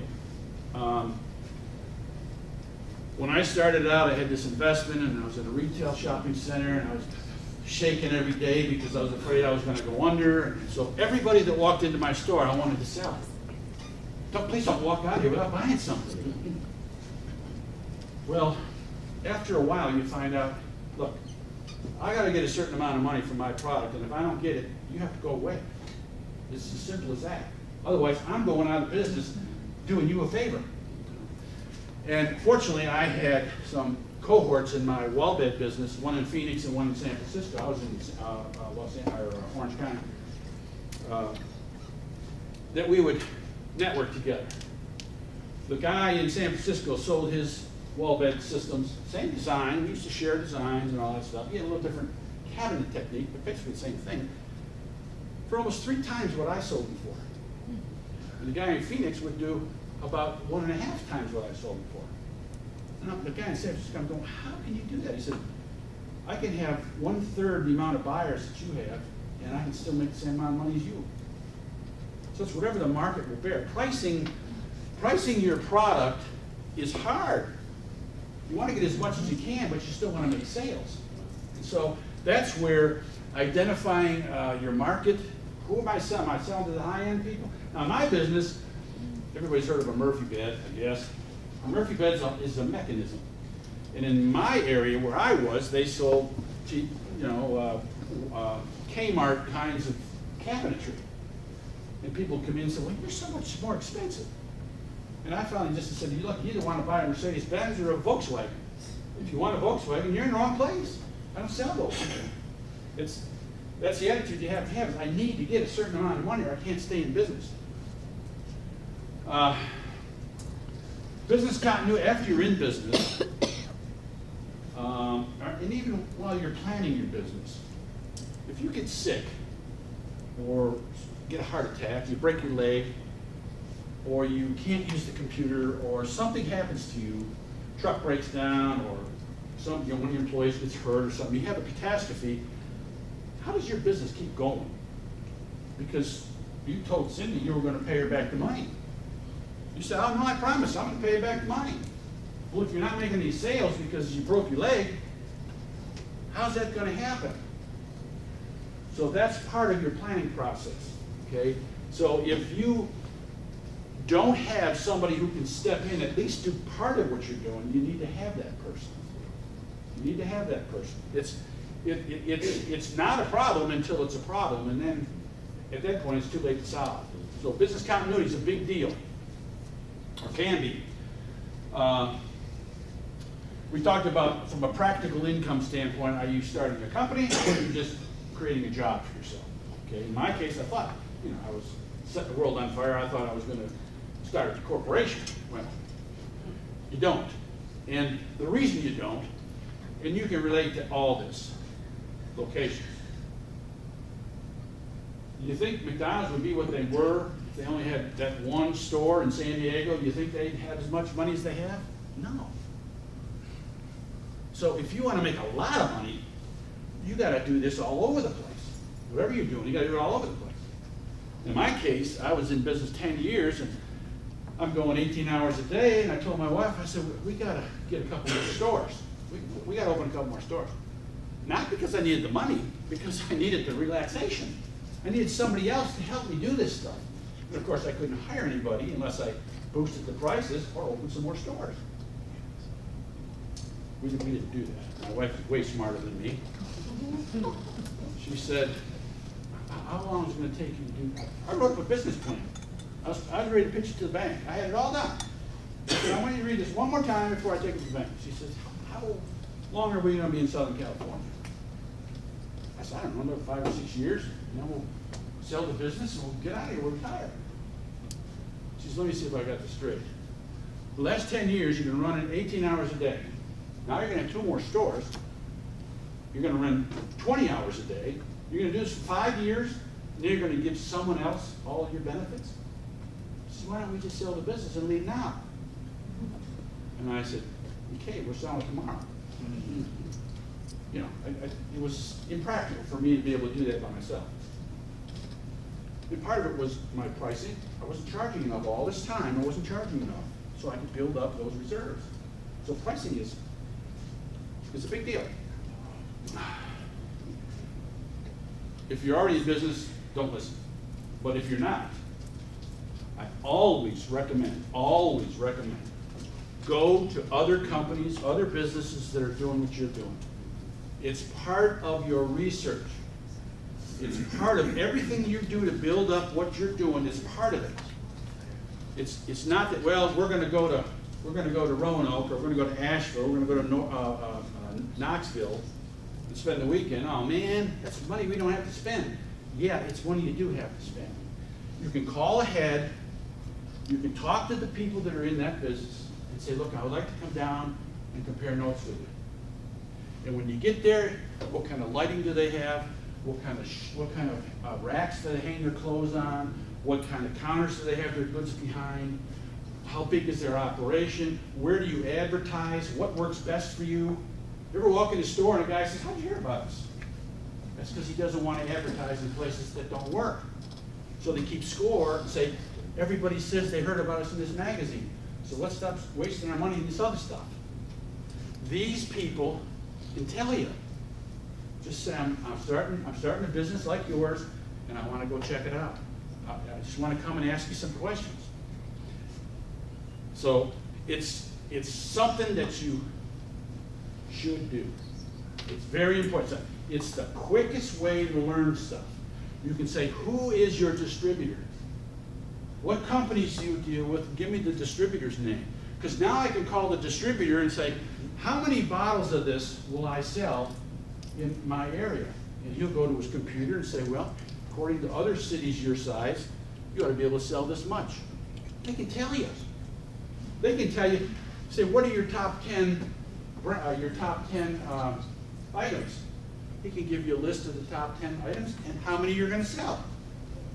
Because he's been doing it for 20 years. They'll be able to tell you. So not only can you meet the guys who can help you, like my guy in San Francisco or Phoenix, we were buds. I used to go both places twice a year. We were buds because he could help me do that stuff. We would swap designs and stuff. The other thing you need to be concerned about is cybersecurity. If you're going to use credit cards, you're going to be sending stuff back and forth with some personal information on it. You've got to make sure your stuff's secure. Okay. From a contract standpoint, what kind of contracts are we going to come across? Your property lease, equipment leases. For those of you, I'm going to give you a quick Partnerships 101. Partnerships are like marriages. 50% or more break up. Proven fact. So what happens when it breaks up? Who gets what? How does that work? Now, they break up for bad reasons because I am so tired of looking at you, I can't stand it anymore. Or, we made $2 million so far, I'm going to Florida, you can keep doing this if you want. Doesn't matter. they're gonna break up, okay? There's tons of reasons why that happens. Not all are bad, but all need a prenuptial agreement. Who gets what equipment? How does that work? And it's not just who gets what, it's whose job is what. You know, when I worked at General Dynamics, there were never any accountants coming up to the engineering department and say, this cruise missile is not right. The accountants didn't do that. Nor did the engineers go down to accounting and say, hey, this is a debit, not a credit. They didn't do that because they specified what their jobs were. Let's get this clear before we start. We're going to specify what our jobs are. Gladys, you're the accountant. Pete, you're the buyer. Period. If there's a buying question, you come to me. Okay? So the partnership and also an operating, if you're going to be an LLC or a corporation, it's the partnership defines what the partners are going to do and how much money each one gets. I mean, I have had partnerships where I don't want any of the money. I want her to have all the money because I've already got tax problems. I want the write-offs. So she gets all the profits and I get all the debt. So my husband's got a great job, so I can write off all the problems on my income tax. She gets the money because I don't need it. Weird stuff, but that's the agreement. That's how we split it up. So it's absolutely critical. It's like a prenuptial. It's not critical the first day, but it might be after year 2 or year 3, then it's critical. Operating agreement's the same way. If you're an LLC, you're going to file, how's this going to work? Who's doing what? Okay? So that stuff's important. You're going to do some contract, some insurance stuff. Insurance is important. Part of your team is the insurance guy, the lawyer, the banker. If you have a good relationship with your bank, like you were talking about, you got a credit cards and stuff, and she was talking about a revolving loan, you couldn't answer any better. Your banker's part of your team. Okay? So you got to just understand that. Another contract, believe it or not, could be a job description. You're hiring somebody, and they say, this is what I'm hiring you for, and then you ask the guy, oh, you're going to go up and paint the roof. He's going to say, wait a second. That's not what I signed on for. So that could be a deal too. Okay. Self-sufficiency. If you can do it yourself, do it. Especially where computers are concerned. It's expensive to pay people to do stuff. General skills, office products and stuff, web pages. Web pages are so easy to do nowadays. Even if you don't think you need a web page, you do. Even if it's just the most basic, just one page that says, here we are. So someone can look you up and say, are these guys for real? Okay? And all kinds of stuff. You can talk about social media. There's some good stuff, some bad stuff. There's plenty of, if you don't attend the new knowledge classes here, you need to. If you haven't already done that, they have some great stuff on that. Speakers that are very well versed. Cindy Hageman. We have one tomorrow. Cindy Hageman is a social media genius. She's the one teaching tomorrow? Cindy? No, tomorrow is Tanya. Yeah, and it's on community development and promotion, so you get an idea of what your tax-paying money is going into, how the community markets Southwest Virginia, which we all plunge, are rewarded for that. Now, we didn't talk about this, but community development is important to a business. You know, when you're just starting out, it's like, look, man, I got enough problems. There's not enough hours in the day already. But I told you I also do a lot of nonprofit stuff. I do more nonprofit stuff now than I actually do business stuff. When I had my business in sunny Southern California, every single day, I kid you not, the baseball team needs new uniforms, the cheerleaders are doing this, we want to send the band to the Rose Bowl parade. Every single, the Boy Scouts want to go send somebody to camp. We need some donations for the literacy program. I mean, every single day, somebody was coming in and saying, can I take your money, please? So it's important to support the community. It's important to be part of those organizations, Chamber of Commerce, and be part of the city, get your name out there, get to know these people. Because after 20 years of doing this, people are going to come to you because you've been involved. You've been involved. So does it pay off right now? No, but it does pay off. And after you get to meet everybody, they're going to say, I'm not going to any place else. I'm going to Joe's restaurant, period. Because he supports everything we do. It's important. Community involvement is very important. And doing stuff like your email and your brochures and your business cards, doing that stuff yourself, saves some money. You know what, Gary? Some owners are easier to get to than others, and we had so many people request things from us that we created a card that we had a special punch for, and we said, oh yes, we're gonna give you, X dollars after you have purchased 10 widgets. Right. And, that worked for two reasons. It stopped some of the people that weren't ever customers from coming in, and it helped us support the organizations that were supporting us. And not only that, but when you're preparing your budget or your business plan that has your finances in it, you got to build into that budget. You got to build in Chamber of Commerce and doing this and doing that, and how much you're going to donate to the Red Cross or whatever. You got to build that in your budget. Otherwise, you have to be aware of this stuff because you know it's coming at you. And if you're a new business owner like me, I was like, what? Every day somebody's coming in asking me to do this. All right, from the accounting standpoint, I talked, this is 2019, and I talked to a guy who was 45-ish or something, and he was going to do an antique store, and he said, I'm going to set it up just like the old one they used. There used to be a cash register there. I'm going to use the same cash register, and I'm going to do all this stuff just like they did in the old days. And I said, no, I don't think you are, buddy. Because when it comes time for you to get your accountant and you hand him a shoebox full of receipts, he's going to say, I don't do receipts, guys. Don't do it, sorry, go somewhere else. And after you've been around the clock a few times, you're going to say, maybe that Yahoo was right about getting a computer. They make it too easy for you now, especially some of these roaming things where you can do this stuff right on your phone. Swipe when you go to these festivals, they swipe it right on there, and it goes right into your accounting system. You don't have to screw around with it. It's awesome. So, QuickBooks, and even if it's a simple business, like my business, I struggle for somebody I used to work for in aerospace. You need to start out with this accounting system, and I worked at it really hard. I really did for 6 months, and finally I said, this is killing me. And so I told my brother, I said, what are you using in your business? And he said, Quicken.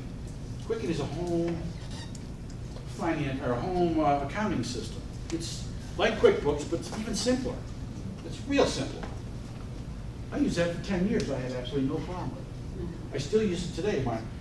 We got some rental property, some other income stuff, and put it all in the computer, and I did a profit and loss, and I pop it in my income tax, and we're done.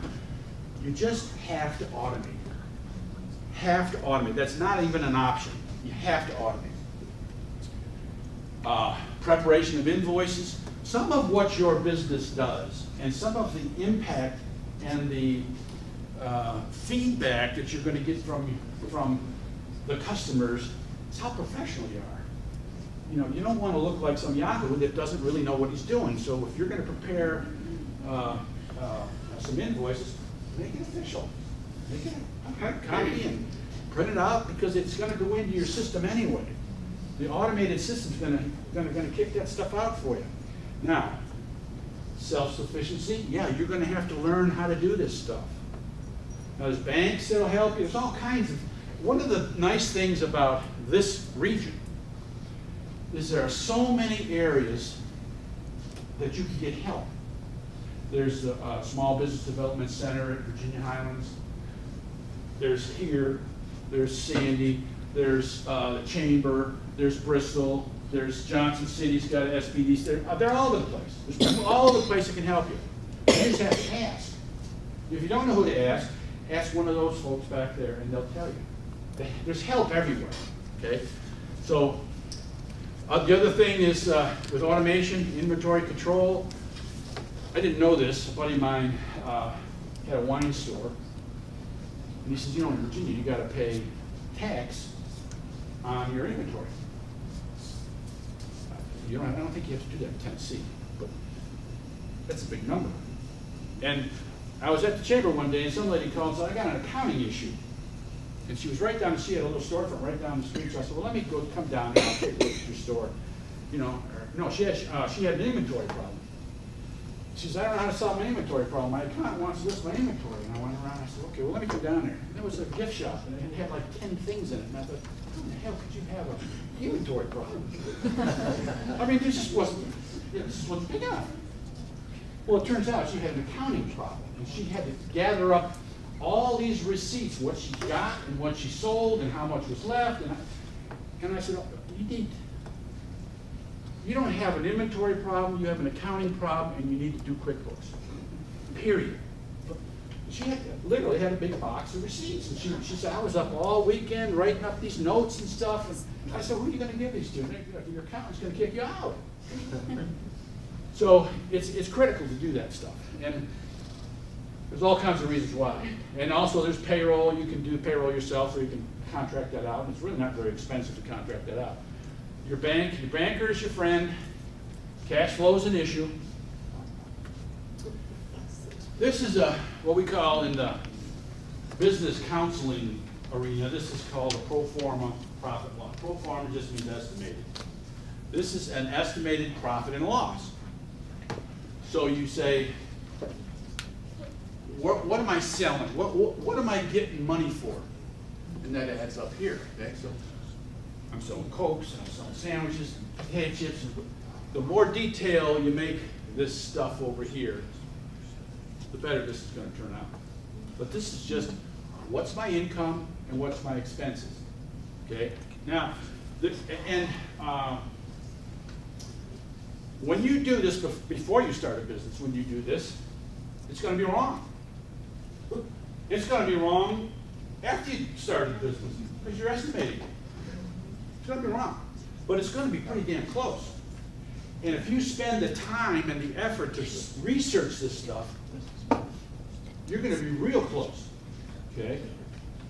Now, the question of the day is this number that's down here in the corner.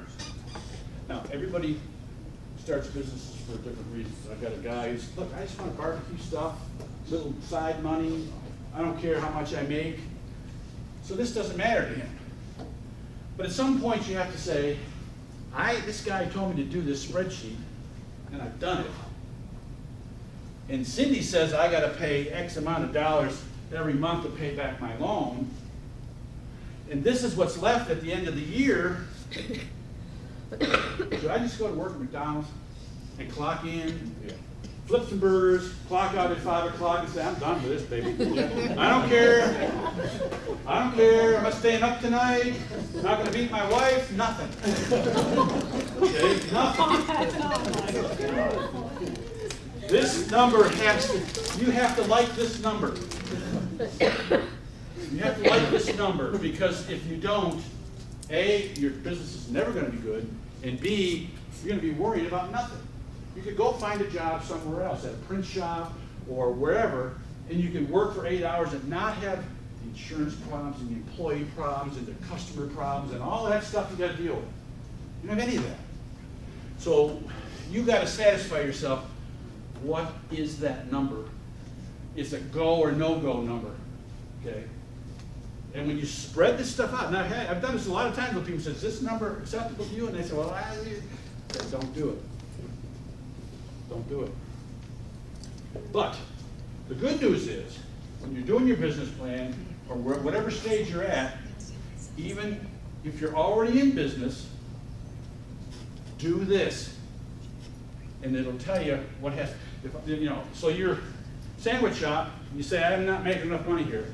That needs to go up $20,000. All right. Well, can I cut expenses? No. Okay. how many sandwiches do I have to sell every day to get to 20,000 bucks? How many sandwiches is that? That's $6 a piece or $7 a piece, whatever it is. And, you know, just pick a number. Well, yeah, I got to sell 300 more sandwiches a day. And you say, can I really sell 300 more sandwiches? If the answer is no, then you just answered your own question, didn't you? You answered your own question. So this document here can outline the whole enchilada for you. The business plan says, I'm good at this, I'm good at that, I'm going to do this, I'm going to do that, but this is where the rubber meets the road. If you can do this, and you can make that number work, if you don't know how to do that stuff, I can help you, okay? But it's just, this will tell you, it really, really will tell you where you're going, okay? Human resources. Anybody who has a small business, you ask anybody, what's your biggest problem? They don't show up, they don't know how to do this, they don't know how to do that. I tell them to do something, I teach them, and they don't remember the next day. They don't know how to turn the lock to open the gate. It's like, what? So this is a big deal. So self-sufficiency comes in here, doesn't it? If you can do it yourself, do it.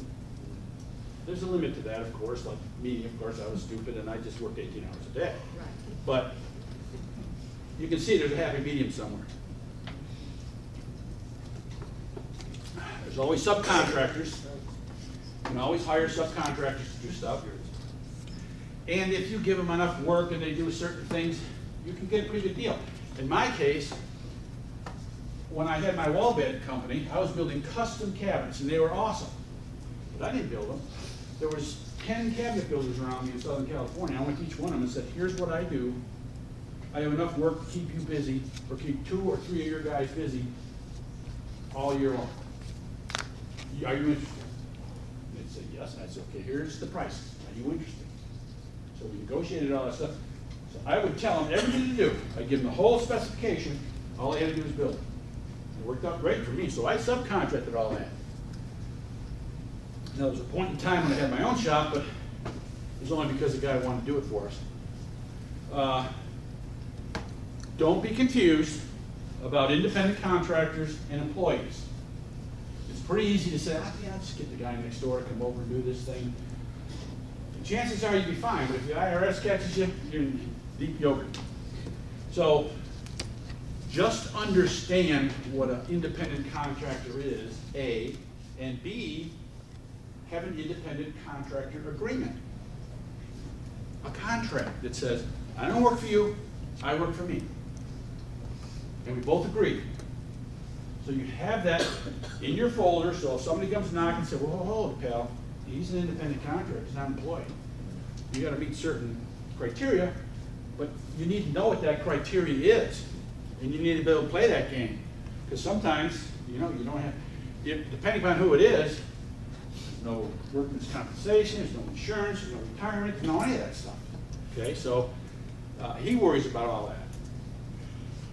So it's important to understand what an independent contractor is.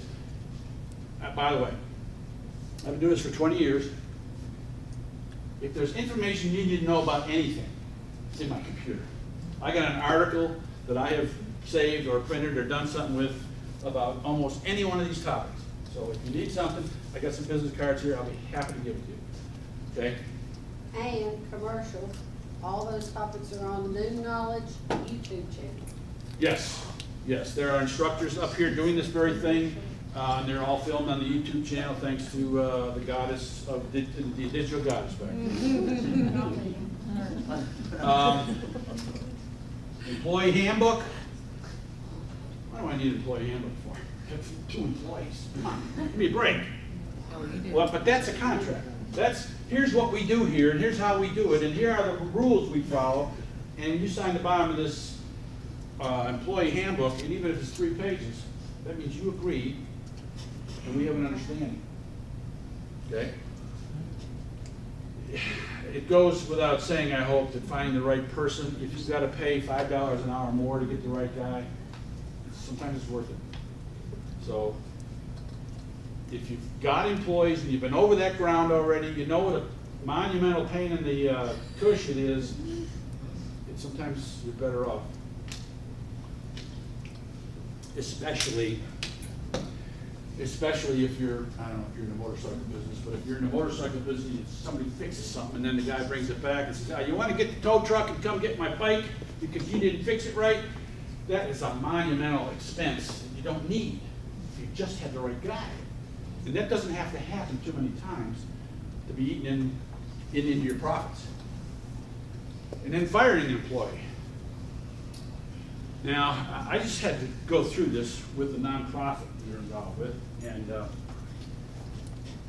fortunately we had 2 or 3 HR people on the board of directors. And this is a right to work state. You want to fire somebody? Fire them. Don't need a reason. Until they come back and say, I'm 50 years old. You fired me because I'm too old. Or I only got one hand. You fired me because I got one hand. Or you fired me because I had to have a cane. Or I needed a special desk. So it's not so easy to fire somebody. You know, the simple answer is you can fire them whenever you want. But if they get a good attorney, you're not going to hear the end of it until they've got their piece of flesh. So if you don't know anybody in the HR business, join the Chamber of Commerce. They have a whole list of them there. Because you may need them if you, depends on who the employee is. You know, some people say, yeah, you're right, I screwed up, I'm out of here. But some people don't leave easily. So, hey Gary, and if anybody like needs templates for like an employee handbook or any of these things, reach out to any of us. yeah, I've got some of that, I've got all that stuff. I've got employee handbooks and like I said, all these things we're talking about here, I got documents on it. It's, you just change the name and you read through it to make sure it's correct, but it's not that difficult to do any longer. Okay. The other big thing is who's my market? And that's, is it high-end people? Is it people that don't have a lot of money? Is it people that travel a lot or stay home? Who's my market? And how do I reach them? What do I need to do to reach them? So when you walk into the store and say, how'd you hear about us? They want to know what worked for them, what advertising worked. What's your budget for marketing? How much money are you going to spend? Are you going to do the newspaper? If we're sitting down here and we're working on a business plan, and you say, I'm going to do Bristol Hill Courier. I'm going to put some ads in there. Then the next question I'm going to ask is, how much does that cost? Well, I don't know. Well, if you don't know, who knows? You're going to put it in your budget. Don't you think you ought to know what it is? How about the business journal? I'm going to put an ad in the business journal because I want everybody to see me. How much does that cost? I don't know. You got to find out. I'll tell you a quick story. I'm in business. I open up. I'm in the front row of a business park on a busy street. Got a retail store. Got my wall beds all set up. All these examples, and I'm sitting back going, I'm ready. And so my lease guy comes in and says, how's your sign doing? You don't have your sign up yet. I said, yeah, I kind of lost track of my 20 grand I was putting down. And kind of, I thought I'd just go get a banner and put it up there. He said, well, do what you want to do. But I said, well, first I said, I'm going to get one of those metal rings, put lights behind it, and put a big plastic thing in there. And he said, I don't think so. That's what he means. He said, you're going to do what everybody else did in the front of this plaza. You're going to have individual letters backlit. So my spreadsheet budget for my sign was $500. How expensive could those be? Turned out to be $5,000. So then I said, I'm smarter than them. I'm going to get a big vinyl banner, put it up in front. If somebody asked me, I said, hey, I just opened the store. I haven't got my sign yet. So the sign police came along. I said, if that's there tomorrow or any other day, it's $500 a day. I'll be by about 3 o'clock tomorrow, have it gone. And I said, well, come on, I just started this business. They said, $500 a day, pal. So I didn't pay attention, didn't do a good enough job. Another quick story, guy's doing a catering business, wants to lease a little restaurant. He said, this isn't really a restaurant, I'm gonna do my catering, I'm gonna cook all this stuff here. I went to People Incorporated, filled out the short form, got 10 grand. I'm good to go, except I go to the utility company and they say I want $5,000 for the utilities. So this guy's calling me saying, can you help me? And I said, well, I don't know, I'll call. So I called the BVU, the utility company. And the guy said, this is how our policy is and this is why it's like it is. I said, well, why is it so much? I said, so the guy said he's not gonna use that much electricity and stuff. The guy said, that building's 40 years old. We've been providing service to that building for 40 years. We know how much it's gonna cost him. It's gonna have a deposit of $5,000, period. He said, oh, by the way, you can tell him when you talk to him, wait till he talks to the gas company. So he didn't do his homework, he didn't do his business plan, he didn't do a spreadsheet, he just said, I want 10 grand. And he said, no, I can't do it. That 10 grand was for equipment. Half of that is gone. So now, I said, what are you gonna do? He said, I'm gonna operate out of my basement. He said, I'm all set up in the basement, I just wanted to get a restaurant, so he said, I can't do that.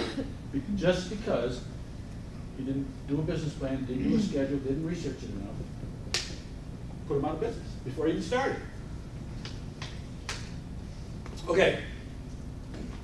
Do we have a marketing schedule? Not everybody needs a schedule, but in my case I did. I had to mark on the calendar certain Sundays I was gonna, because people read the Sunday paper more than they do anything else. So I was gonna advertise on Sunday, even though it was twice as much.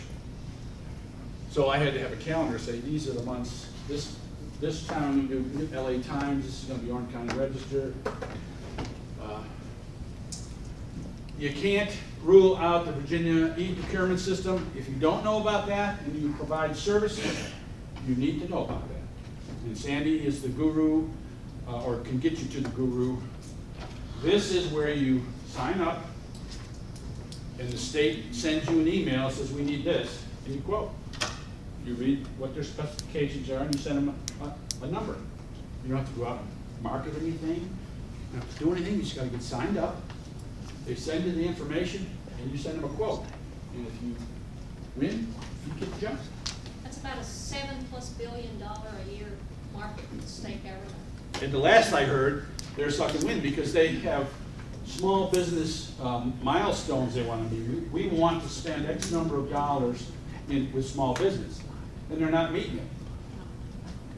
So it's a pretty good program. And you don't have to be in Virginia to do that, right? Well, if you're a Virginia resident, you have to get your SWAM certification in Virginia. Like if you wanted to sell to North Carolina or Tennessee, you have to get certified in Virginia before you can go to. So you got to get certified here, but yeah, okay, all right. But that's some people do real well with that. The networking thing, that's the cheapest form of advertising. You got to be networking, shaking hands, giving out business cards, doing your elevator speech. That stuff is you're face to face, you're one on one. Word of mouth is the cheapest way. Web pages and social media. This know your competition. I can only speak from my own experience. I was in there doing this 10 years, and in my business, I didn't trust anybody to do any measurements, so I had to go to people's house, and I had to take all my stuff with me, and I had to measure, do my drawings, and show them the samples and the handles and all that business. But I can't tell you how many people said, I'm buying your product because A, you know so much about your product, and B, you know the limitations of the competition's product. It's hard to explain, but the facts sell themselves. And so if you know what your competition is doing, it helps you. Okay, it helps you. So if you got to go into your competition and go sit in their store and browse around and listen and stuff, do it. You got to find out. in my case, it was easy. It was either Volkswagen or Mercedes. I mean, it was easy. But there was all kinds of reasons. I mean, I've got 2 of these wall beds at home. I have solid oak, 3/4 inch thick oak panels on the front of a queen size bed. That's just the panels alone are probably 250 pounds. Then I got a mattress, and then I got a metal frame, and then I got blankets and all that stuff. If grandma is lowering that thing, you don't want it to fall on her and crush her, or your little kid. So those are issues. Safety is an issue. I used to go to these home shows out in California, and I'd have a 20 or a 10-foot booth, and I'd be raising the Lord, but you know, by the end of the weekend, I was, ugh. So somebody would come to me and say, how come, what's different between you and the other guy out in the other aisle, the Murphy bed guy? I said, is he raising or lowering his bed all weekend like this? He said, no, he's got a desk out in front. I said, that's why. Because he can't do that nonstop all weekend long, and I can. His will break, and mine won't. His is for occasional use, mine is not. Just saying. So you got to know what the issues are. So what are your target markets? Who are your competitors? How do you differ? It's important for you to know how you differ. You're cheaper, you're better, higher quality, bigger piece, thicker sandwich, whatever that is. You need to know what makes you different from somebody else. Okay? The message you'll deliver and how you do it, word of mouth, media, where are you going to advertise?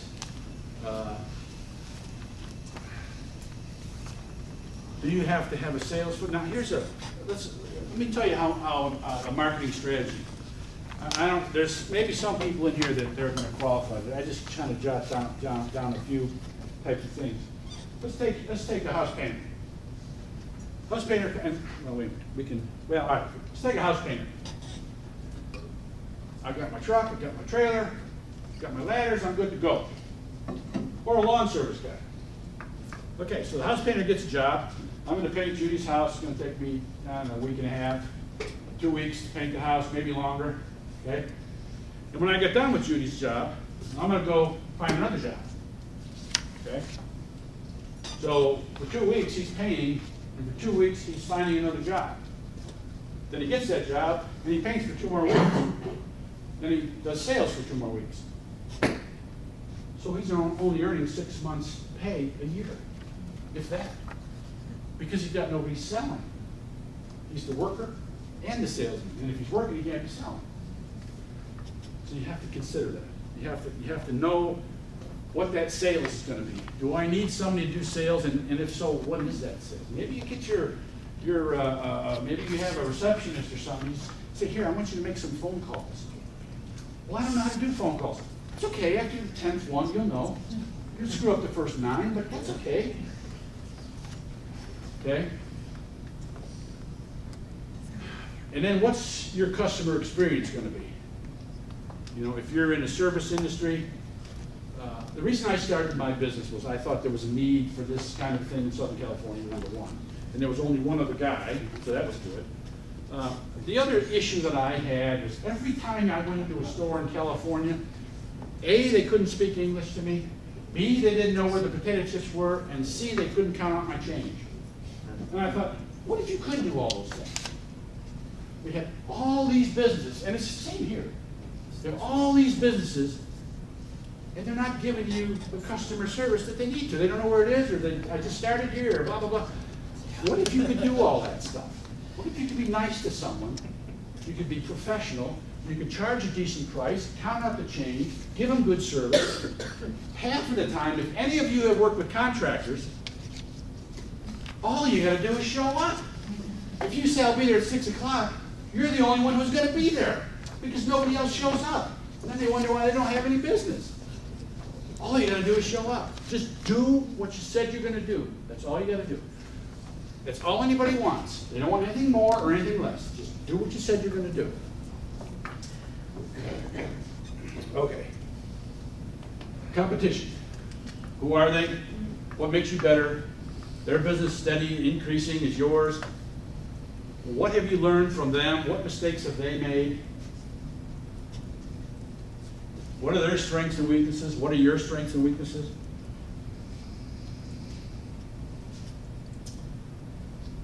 All right. We talked about a SWOT analysis: strengths, weaknesses, opportunities, and threats. You should do that for your own business, even before you even start, because it helps you write your business plan. What are the strengths? What are the weaknesses? In my case, I worked in engineering most of my career when I was in aerospace and shipbuilding and stuff. That's kind of a handyman kind of a guy, so I had that going for me. I never owned a business, but I worked in management. You know, I had one of those business cards that said manager on it, so that makes me qualified to run my own business, right? Wrong. What my weakness was I didn't have a cabinet shop. I didn't know how to put cabinets together. So in my business plan, what I wrote was, I'm teamed up with a multi-million-dollar wall bed company that does all of these things that I need to do.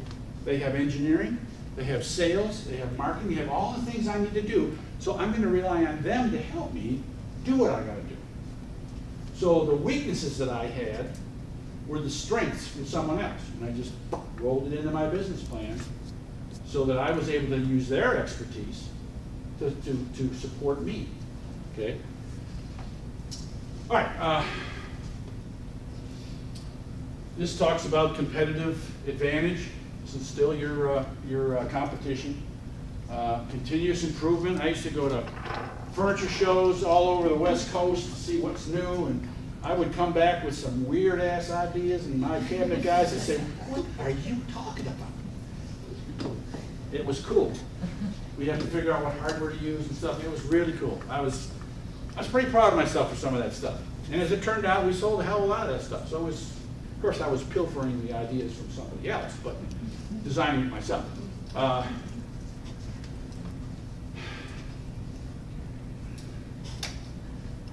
So when you say you're gonna do something, the key to your own business is if you tell the customer you're gonna do something, do it. And that, my friends, is really a secret to success. Just do what you said you're gonna do. Nobody wants anything else. Location, of course, is always a key thing. It's not such a, well, it's sort of a big deal here, but it's not such a big deal here because this is a rural area and everybody's used to driving forever to get to point A to point B. Keeping your costs low, but not scrimping. You know, there's keeping your costs low is one thing, but being too cheap and buying inferior products is something else. And those are things that you learn. You say, you know, I got to do this better. Can't be buying this stuff. Can't go to Walmart and buy this stuff. I got to get it at Lowe's or Home Depot or even some commercial places. How quickly? Can't tell you how Christmas is coming around. We got 3 families coming. It's December the 10th. Could you build me a couple of wall beds by Christmas? Man, they're three months out. Yeah, but we need them by Christmas. So, how quickly you can do stuff, what kind of inventory you have, when you need to have it. If you have seasonal issues going on, you got to figure out your inventory and when to have it and when not to have it. There's a lot of stuff to consider inventory-wise. Training employees, that's always a problem. And it's very frustrating when you feel like you spend all this time with someone and then they leave. It's very frustrating. It's frustrating when you're in companies or corporations or big corporations or small corporations. It doesn't matter. It's frustrating. Until the light clicks on and you say, I'm always going to be in a training mode. Always. Just about the time I get her set up for this, she's going to leave and go somewhere else and I've got to start all over. If you get that mindset that you're always in a training mode, it won't make you so mad when it happens. You just say, okay, let's get somebody else and let's keep on going. It's part of the process. A lot of times when you're a small business, like, okay, I've got my guys all set up, we're good to go, especially if you got installation people like I have. You know, they're out smoking weed behind the thing, it's like, guys, come on. Jeez. California, dude. Yeah, man, I forget where you are, man. And this guy's a carpenter, and he's smoking weed, holding this thing up like this, and said, what happened to your fingers? I don't know, man. I left them on the table saw, dude. Okay. Gary, our presenter from last week, Mike Speaker said, say what you mean and mean what you say. It's CPA process. That's exactly right. That's exactly right. Do what you say you're going to do. If you tell somebody you're going to do it, do it.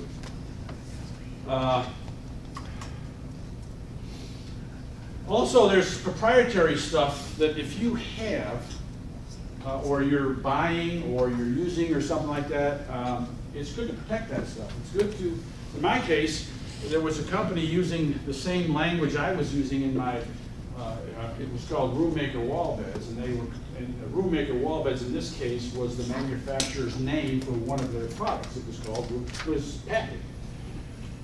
So I just wrote them a letter and said, this guy, I sent him a copy of the article, I said, this guy up in LA is using our name for this stuff. And the salesman calls it not for long. And they called the attorney and they sent him a letter and said, if we see this in the newspaper again, we're going to own your business, buddy. Never saw it again. Negotiating partnerships. When you're in small business, what occurs to me is when you're in small business, everything is negotiable. Everything. Okay, whatever. Everything's negotiable. So I would get, out in California, all these hotsy-totsy interior designers would waltz in and say, all right, what's my cut on this thing? And I'd go to the price tag on the thing and I said, that's my cut. Now, if you want to sell it for twice that much or 3 times that much, I'm in. I'll falsify the paperwork. I'll go to the lady's house and sell it and say this is how much it is, and this lady's got the good idea. I'll sell it for you. I'll do everything, but I need to get this much money. So I had all kinds. I said, do you want 10%, 20, 30, whatever you say you want. I'll help you with that. Whatever you say. But I got to get my money out of it. So there's partnerships that you can do. There are installation companies that'll come install stuff. There's people that'll deliver stuff. There's all kinds of partnerships that you can, like for example with me, I said, man, I don't have the time to run my own cabinet shop, even though I did it for a little while, but I don't have the time to do that. So I partnered up with a couple of cabinet shops, and one guy said, look, I don't want to do this all the time. If you get too much work, then give me 1 or 2, but give the rest to that guy. So I had a couple, 2 or maybe 3 cabinet shops I partnered with, and they all did exactly what I wanted. I give them a specification sheet, and they do it. So partnerships are important. If you can't do it all, you got to negotiate price and terms and how long it takes and the quality of stuff. But all that's doable. That's all part of the process. All right. Whoops. Ta-da!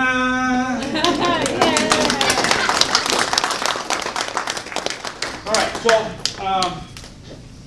I got some business cards up here.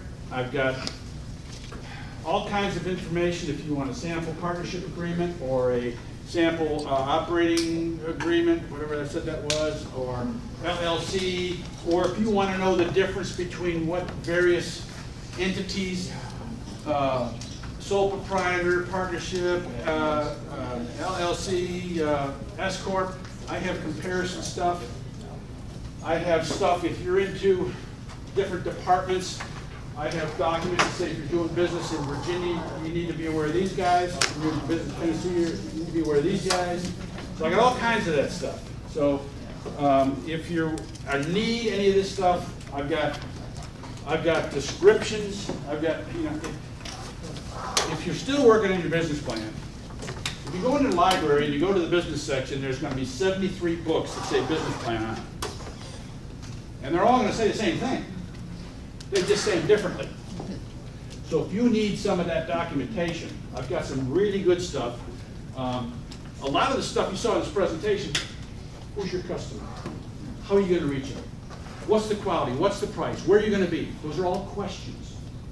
And someone has to be able to answer those questions, and that's you. So when you're doing your business plan, or doing your expansion plan, or doing whatever it is, ask yourself those questions and then answer them. Because, like if Cindy says, you're gonna come to somebody to borrow some money from the bank, they're gonna say, well, what are you gonna do? This is what I'm gonna do. So you gotta put her hat on and say, well, what do I have to tell her to let her loan me the money? Or put the hat on. If I was coming to you and say, could you borrow, or could I borrow $100? You'd say, sure. What are you gonna use it for? Well, then I tell you, when's it gonna be? When am I gonna get back? What's the interest rate? You'd be asking me all those questions. Well, that's what people want to know. They want answers to those questions. Because when you go into the bank, when you sit down in front of the guy who just got his master's degrees at ETSU, he's going to say, hey, this is great. Yeah, we lend money. I'll give this to my boss. Because you're not going to get an audience with anybody. You're going to hand them a document, and they're going to read the document and say, I don't know, do we do this thing or don't we, guys? They're going to sit in some corner room. So your business plan's got to answer the questions. Your expansion plan's got to answer the questions. Not just for someone else, but you got to answer the questions for yourself. Have I thought of all this? What's going to happen if I do this expansion and I fall and break my leg? Who's going to carry this thing out? Who's going to help me with this thing? Who knows enough about this? So there's an awful lot of stuff. So if anybody needs any of the documents, they need some help with the projections or the business plan or anything else you guys got going on, I can help. But there's other people that can help too. So Gary's contact information is on your mentor sheet. It's in your notebook. Anybody have any other questions for Gary? I'm that good. See? Sandy, I told you I was that good. Didn't nobody have any questions. I told him I could teach you everything you need to know about a business in 30 minutes, and I did, didn't I? Awesome. And you're humble too. Anybody got any questions? I just kind of wanted to get I got some advice many years ago with having my own business back in California. And someone once told me, only do what only you can do. And it seems like you are saying almost the exact opposite, as in do everything that you possibly can do. So. No. Yes, do everything you can do to save money. Do your own webpage, for example. It depends on your budget. I mean, if you got money and you want somebody else to do the webpage, the thing about web pages, I hope there's no web guys in here. The thing about web pages is, okay, I can do your web page for you. Now, what do you want me to put on it? Well, let me gather the data. Okay, what kind of text should I use? Let me get you the text. What graphics should I use? Well, I'll get the graphics for you. You've done all the work. All you got to do is put it on a web page. Now you've done all the work. So they put it on a web page for you and they send you a bill.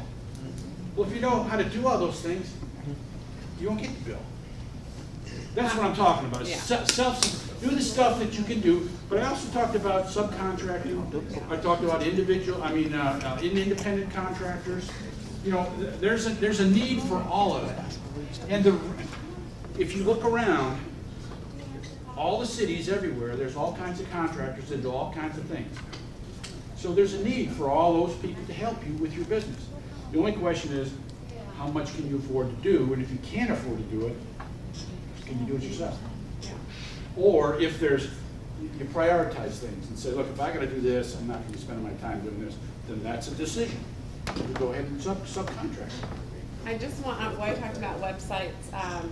So I made ours for Abington Vineyards. My previous business, I used a web designer, but I've had great luck with Weebly, which is what I've used for Abington Vineyards. Really intuitive, and Square just bought them, so they're fully integrated with Square, which is our POS. So if you're looking for a way to create a website, I would just. And if there are places that you think you need to spend money, if there are places you think you're going to spend money, accounting and POS the point of sale information, if that applies to you, that is a return on an investment that it just keeps returning. It just makes your life so easy, makes the accounting's life so easy. It's receipts and bookkeeping and all that stuff is so much easier. Remember, we're not talking about your trade here. We're talking about your administration and your management here. And that's the stuff, you guys aren't here to learn how to paint faces or do jewelry or bed and breakfast. You're not here to learn that. You already know that. So it's, how do I get it out there? Okay. So, thanks for listening. I noticed no one fell asleep, so I feel like a success. Don't forget, next Thank you, week, Gary. Josh Mancuso with Mancuso Entertainment will be here to talk about marketing, everything to do with marketing. I guarantee that you will not fall asleep on with Josh leading the session, so don't forget, as I say every week, reach out to these mentors if you need help. Call. Right. You know, the other thing you need to be aware of is the stuff your cell phone do, the photos and the videos. You know, popping some of that stuff on your website or something is huge, and you can do that stuff yourself. It may not be any good, but it's better than nothing. So, and for a few bucks, you can get a tripod, you can figure that stuff out. The editing equipment, the editing programs are, some of them are free. So it's. Thanks, Gary. Thank you.